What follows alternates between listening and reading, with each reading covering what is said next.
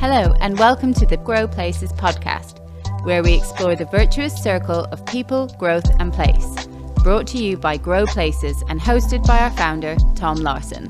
Today we have a special episode recorded on site at the Truman Brewery in East London, where we are excited to work in partnership with the Truman Brewery and local people in Brick Lane, Spitalfields and Bangortown. So here we are at the Truman Brewery site. This is the Grow Places scheme led by development manager Tom Larson.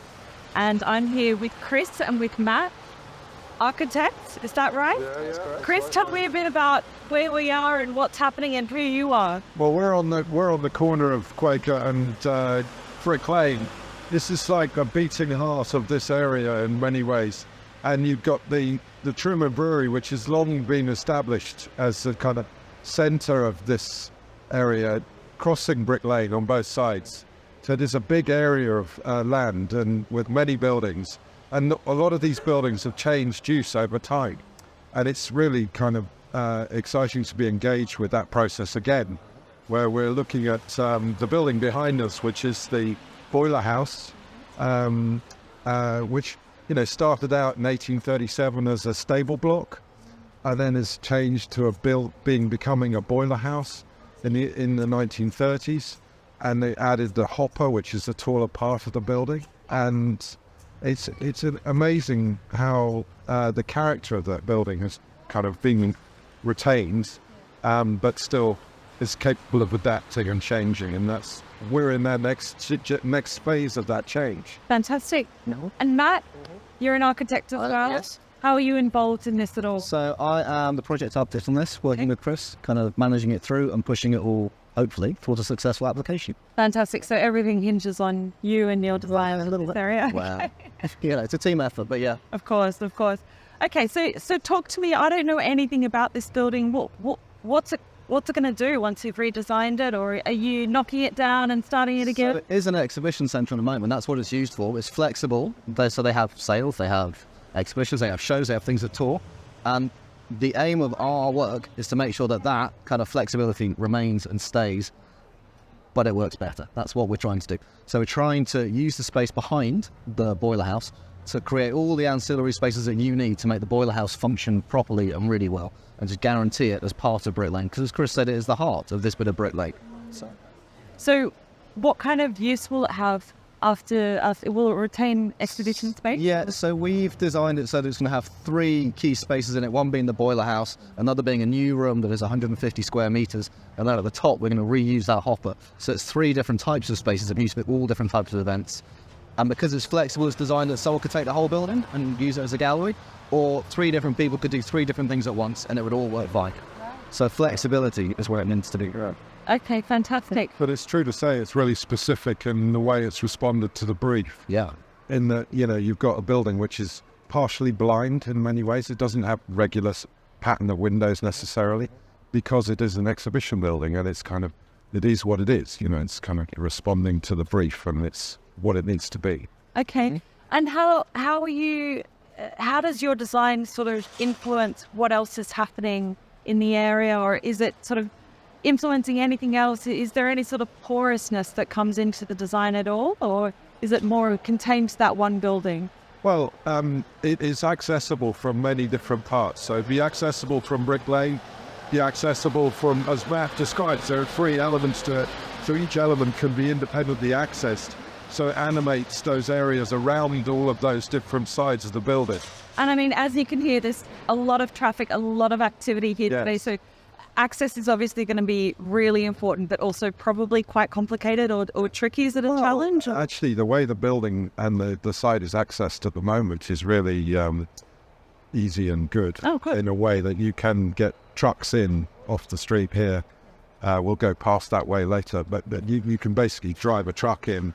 And in our new building, you'll be able to slide a big, massive, double-high door open and bring in massive exhibition pieces, or smaller pieces. It doesn't really matter, but you can get the access, and then bring the trucks back out again. So it's always been a site that's quite well accessed by trucks, because it was a cooperage, because it was an industrial site, and so in a way we're kind of building on that heritage and that past. Yeah. And so then talk to me about the interventions you'll be making, because you're going to retain the area, of course. Yeah.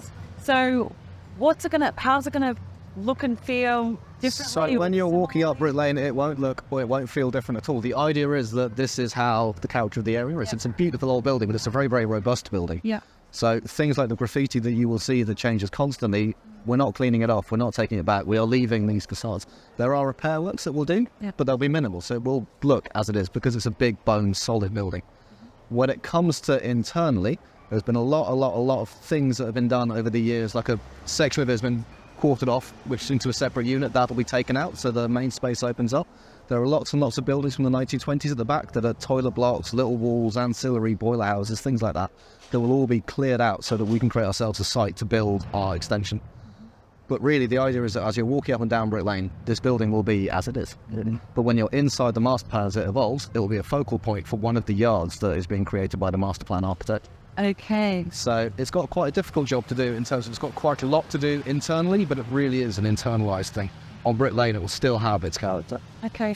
And you said extension. Is there going to be a new part added on? There is. We are building a block to the back, which is, well, you'll see when you get around the back. The hopper is very different at the back to the stable block at the front, but our building respects that hopper because that hopper is part of the development of the building. So we bring it in and we bring it down. It's a small cubic building, which Chris will talk about, I'm sure, which just really allows this building to function, but gives you a face as well. It gives him something, which we've been working on.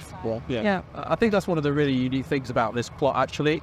Within the master plan, this is the only plot that actually front onto Brick Lane.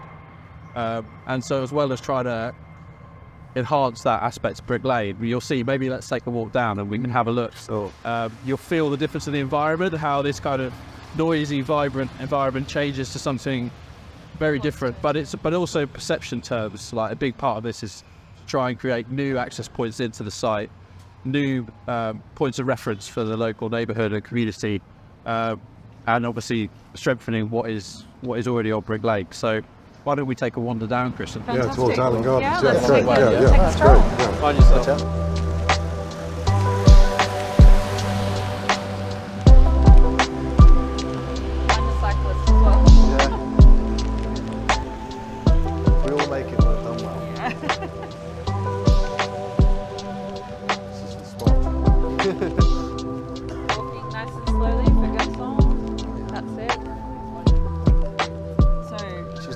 What do we have to say about the graffiti here, so we can animate the language, sort of the way that we're talking and speaking? Well, you can say that the guys that own the building, the Trumans, are very they respond to the area and they are relaxed about graffiti.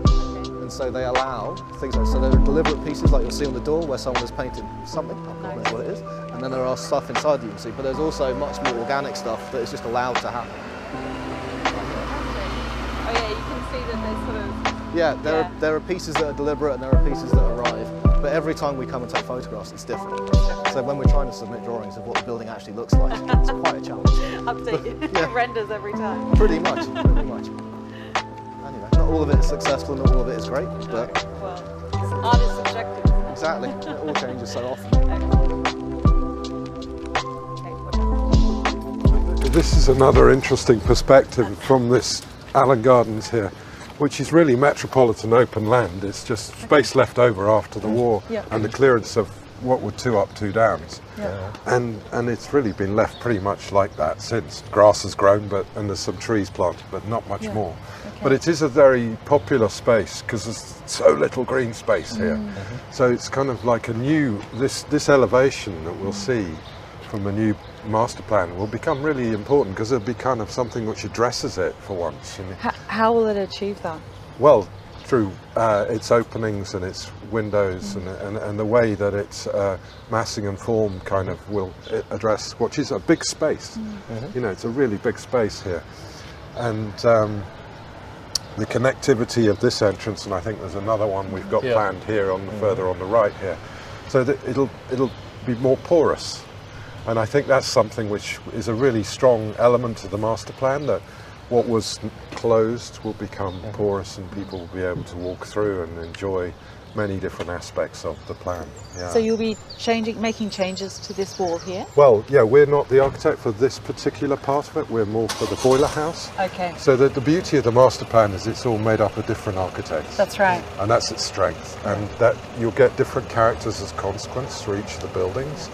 And our building will be an industrial response to the industrial heritage of the building. Mm-hmm. And it's brief. So it will be clad in core 10 and quite robust, but elegant and beautifully detailed. Mm-hmm. Whereas other buildings will be brick and concrete and with big window openings because they're a different function. Mm-hmm. You know?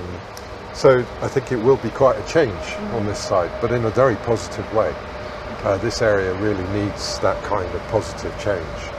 You talk about this area as if you know it. Tell me a little bit. Are you local? Yeah, I've been living here for over 30 years now. So I moved here when it was all we could afford at the time. As a young architect, I wasn't running my own practice. I was working for Sterling and Wilford at the time, and then my family love it and I love it, and you become ingrained. It's like you just become part of the area, and I love the character and the place. Has that helped inform the design that you make together? Well, I with think the design team? the practice is nearly 19, 20 years old, and we've been working together for a long time, Matt and I, and in the way that we approach our projects, it's always bespoke, isn't it? Yeah, in terms of how we handle each project. Well, yeah, it's always a contextual response, isn't it? There's not a pattern book. Yeah, you start with the building you're working with, and then you work out what it needs. Yeah, we don't really have a formula for every project. We just like to look at it fresh, and then with those ideas, we then create something new. So, it took a little while to find what we wanted for the expression of the building, but I think we have a good proposition now, and it's a strong idea. And as a local, what kind of insight do you have that you think has informed you more on this decision? I think more just from using the site.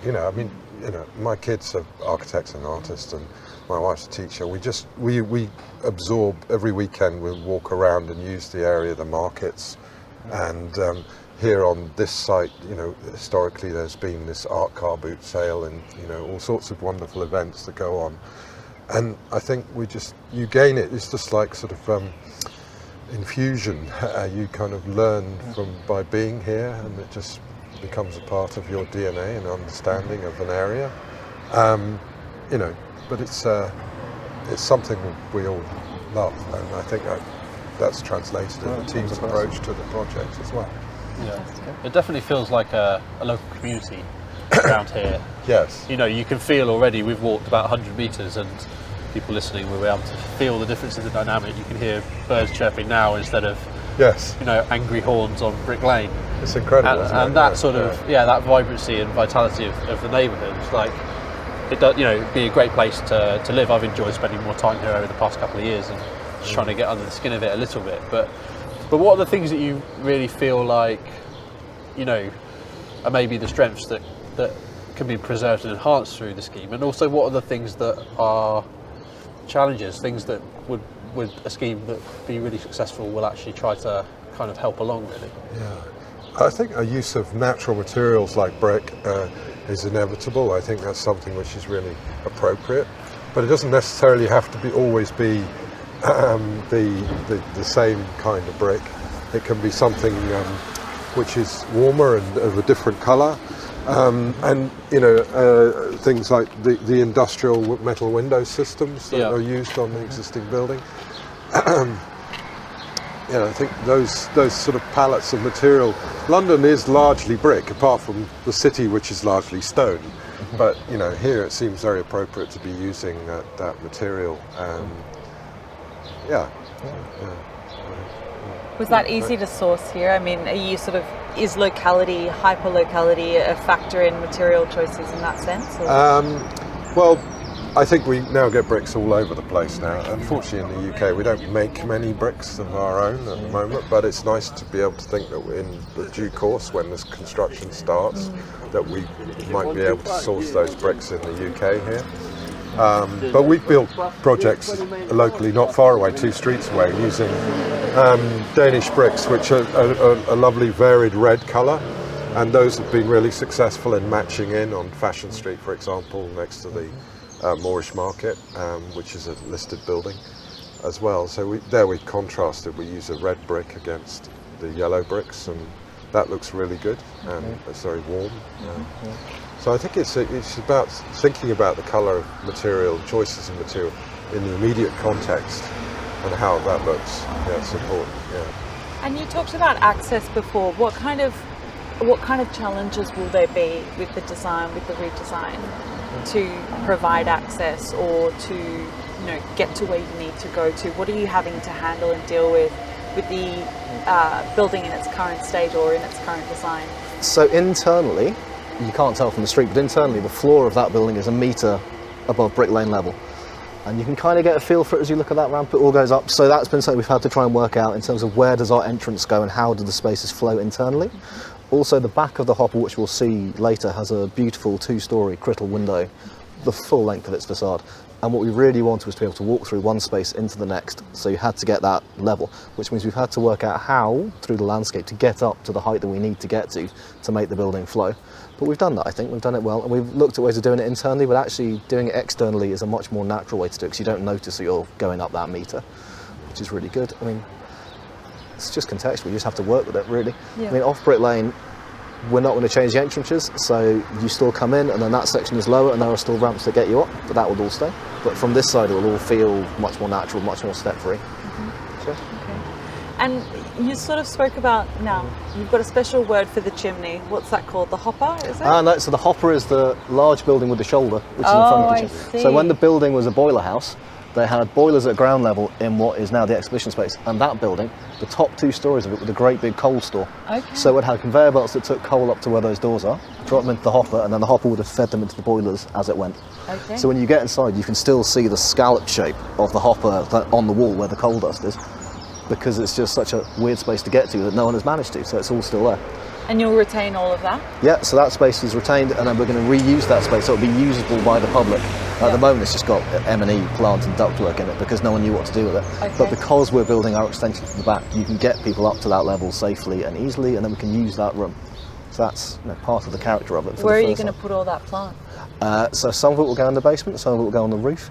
There's actually quite a lot of roof to the rear, which already has quite a lot of kit on it, which is very outdated, so the new stuff will be more efficient for the same area.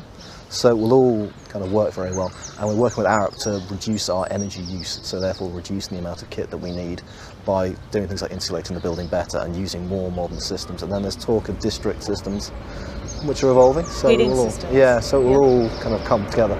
Okay. And what other environmental considerations have you given to the design at all? So there's a lot of, in our mind, questions about control of daylight.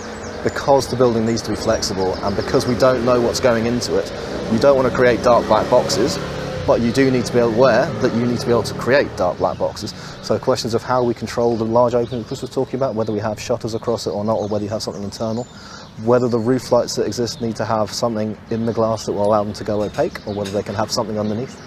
So it's questions like that, really. In terms of heat and environmental concerns, it doesn't overheat at the moment, which is really good, but it doesn't overheat because it isn't insulated, so all the heat just disappears out through it. Oh. So we have to be a bit careful with what we do, but that's okay, we'll manage. So. Okay. There's a lot of thermal mass, is that right? Yeah, that old brick wall, yeah, it's very heavy. Well, there's a lot of thermal mass in the wall. There are holes in the roof because the roof isn't even watertight. So it's a leaky building? Well, you can see, it's not leaky, it's deliberately designed that way. You can see daylight coming in through the gutters.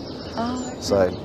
Yeah, it is what it is. We'll sort it out. Okay. I think when it was a boiler house, it didn't really matter too much. It was lots of fresh air. Yeah, exactly. Now it's a different use. It's subtle changes like that which should begin to challenge the way the fabric works, and then we have to address that in the new projects. Yeah. And so you mentioned Arup before. There's obviously multiple architects and consultants on this scheme. So how are you sort of influence each other and working together on this? Well, it's usually it's a dialogue. You know, they come forward with ideas, options. We discuss things. We say what the pitfalls or what the constraints are with a listed building, and what are the opportunities to incorporate these new ideas. And it's an ongoing dialogue, really, that you come up with structural solutions and heating and ventilation solutions with Arup and fire strategies that are all appropriate for the new use. which may alter or adapt the building.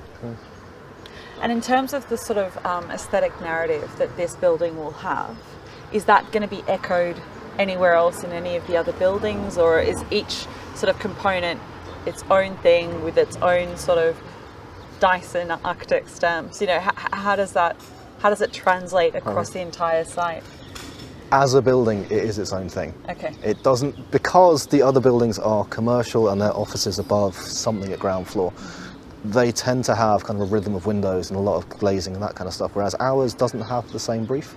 And so we looked at ways of doing it in brick, but it didn't seem to make a lot of sense to try and create this grid of windows that didn't do anything, that we'd end up blinding because they were unhelpful. So actually we've come down to a much more kind of esoteric solution, which is kind of corten steel, and it's a much more singular building, but it allows our building to really kind of be seen in terms of its development. So you have the 1830s building, the 1930s building, then our building, 1, 2, 3 next to each other, all relating to each other, but our bit is different to the 1930s bit, because the 1930s bit is different to the 1830s bit. You can see the development as it goes. And then next to it, you have bricks. So it all, it relates back. Yeah, we've talked about that a little bit as we walked down already. And this building's got a number of different aspects. We're on kind of the second of those now on Buxton Street, but as you say, when we walk in, you'll see from the new yards that we're creating that the building has another face there totally. And as Matt was saying, I think in terms of a brief, this is the opportunity to do something, unique, something that's appropriate to the use, obviously that's very heritage led, but that provides a new marker particularly on the yard that we're creating behind here, named Chimney Yard, obviously after the Truman chimney, which it's in the shadow of. So yeah, it's a really fun opportunity. I think that's the word I've used quite a lot through this process for this building, is fun.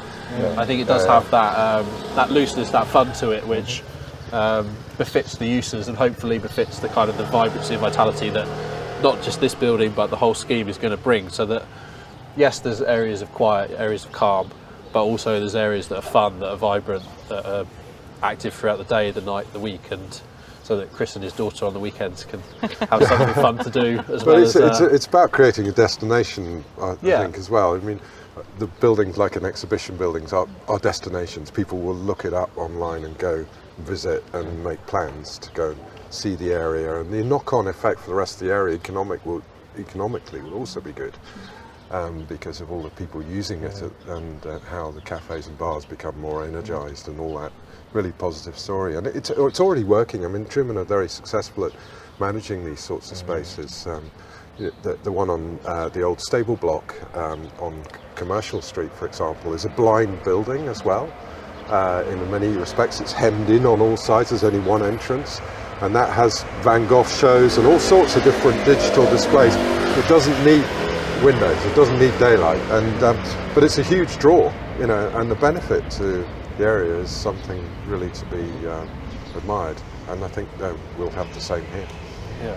Tom, why did you pick this architecture firm for this particular building? I'd love to know what that. Well, I think Chris, Mathew and his team, they've got a long-standing relationship in the neighbourhood, in the place, which is really, really important. And also on top of that, they've got a very long relationship with Truman as well. A number of other successful projects with Truman in the past, and that married with their skill set and expertise in listed buildings, sensitive extensions, but also things that are for the future. So it's not, marrying that balance appropriately, I think makes them a great part of the team for this. So yeah, it's been a really good process, I think, working together. And as Chris said earlier, that whole team approach, from Truman as the owner-operator down to the various architects, consultants and team members, has been a really fun dynamic on this project. But it's felt very natural, hasn't it? Yeah. I don't think it's been forced in any way. I think it's been a very natural process. Yeah. Should we walk down there?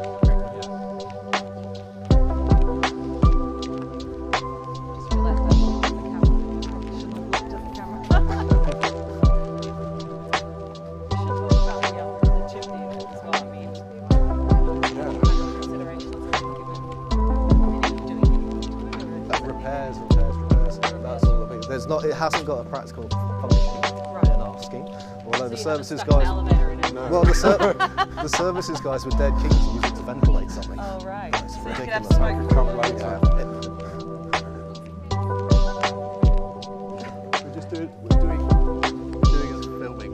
We're doing a filming, we're not going to the event. Thanks. Yeah, so the chimney has been, what's the right word? It only goes to ground floor. Okay. And so it sits on a great big brick cube that is kind of, 3 meters tall. Yeah.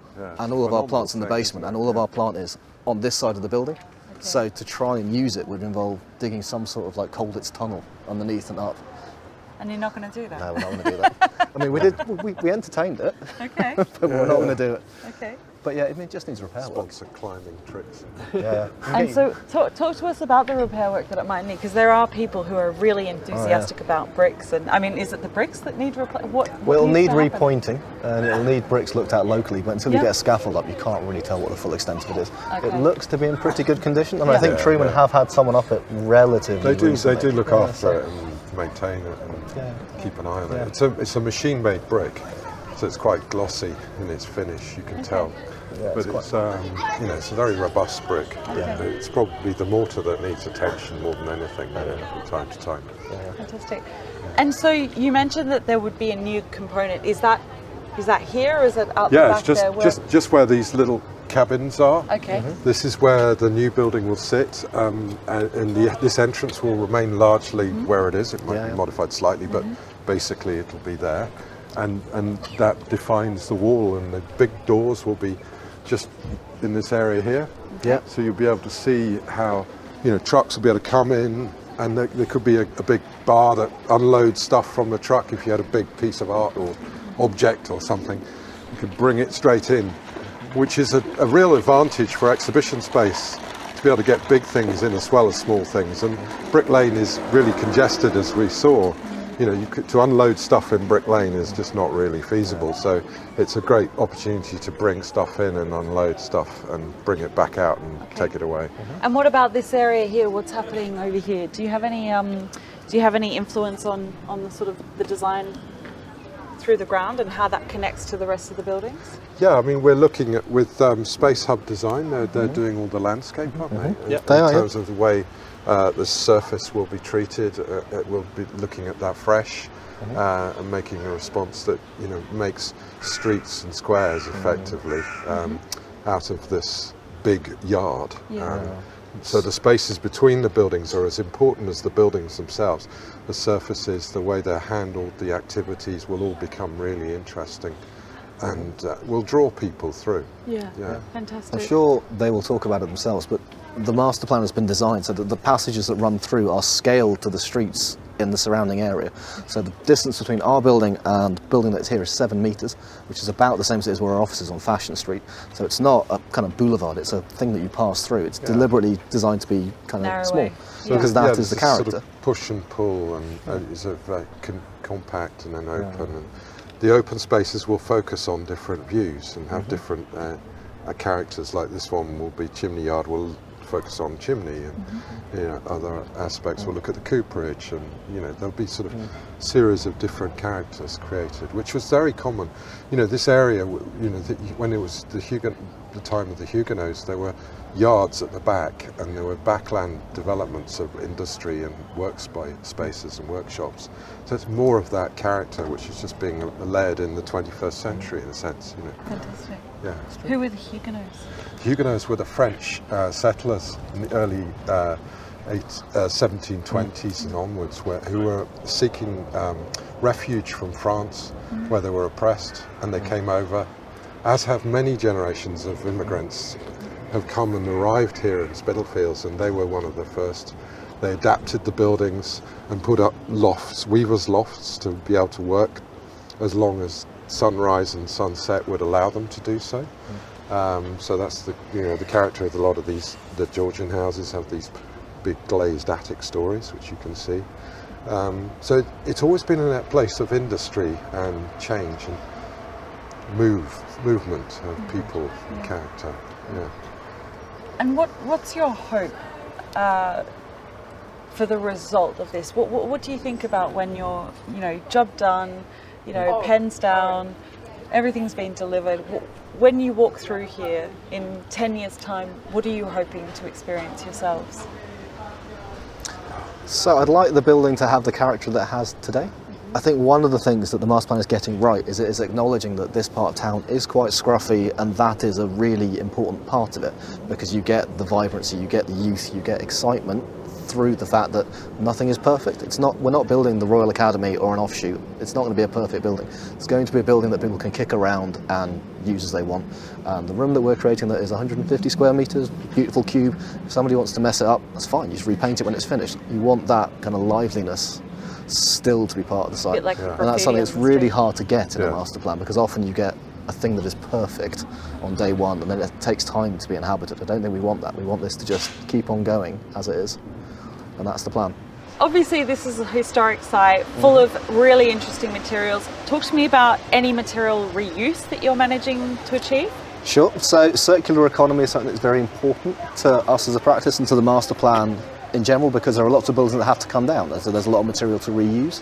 So we're currently looking to reuse all of these historic ground coverings. So there's cobbles and flagstones as you go into the boiler house, which we've taken up and preserved and reused. The metal up there probably not going to be able to do too much with, because actually it's very, very thin and not very useful. Bricks we will definitely retain, and there are some really good painted doors, like sliding industrial doors, that will be taken from the middle of the site where they are now and reused as the entrance to the site at the front, just to keep in with the theme of kind of reusing everything and graffiti everywhere and just putting in a starting point and letting people continue. Fantastic. Great. Well, Matt, Chris, thank you so much for your time today and walking us through your designs. Sure. We're really excited to see how this all transpires here at the Grow Places Truman Brewery development site. Thank you. Thanks. Fantastic. Thanks, you. guys. Thank Cheers. you. Cheers. Thank you for listening to the Grow Places podcast. For more information, visit growplaces.com and follow us at We Grow Places across all social channels. See you next time.